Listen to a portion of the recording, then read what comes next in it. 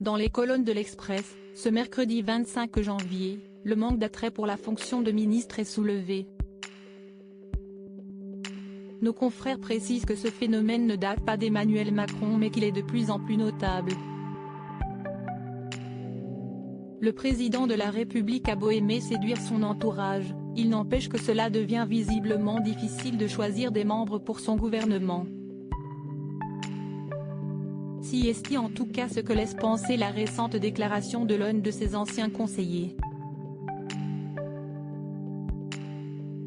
À l'épreuve du réel, il s'est rendu compte que devenir ministre attirait moins, a-t-il assuré auprès de l'hebdomadaire.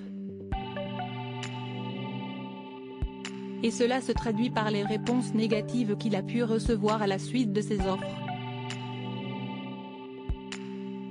Deux personnalités emblématiques ont refusé de devenir ministre en mai 2022, a déclaré l'un des proches d'Emmanuel Macron, sans toutefois dévoiler le nom de ces dernières, ni leur milieu professionnel d'origine. De quoi interroger l'Express, qui se demande si le manque de considération des présidents pour leur équipe ministérielle pourrait en être la cause. Après le premier conseil des ministres de l'année, notamment, un membre du gouvernement avait partagé son indignation envers le chef de l'État, qui reprochait à ce dernier, mais aussi à ses collègues, de ne pas raisonner en moyenne et de ne pas se mettre du côté des Français.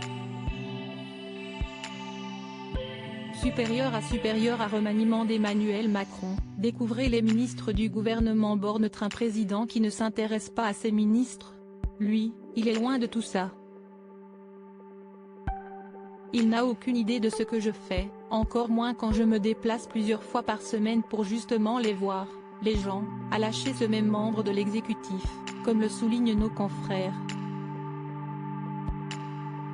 Autre éventuelle raison pour laquelle le statut de ministre pourrait ne plus faire rêver les possibles candidats, l'obligation de partager sans tabou l'étendue de son patrimoine auprès de la haute autorité pour la transparence de la vie publique.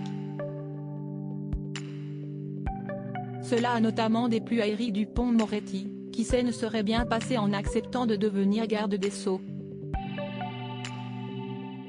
Article écrit avec la collaboration de 6 médias Crédit Photo, Stéphane Le Mouton.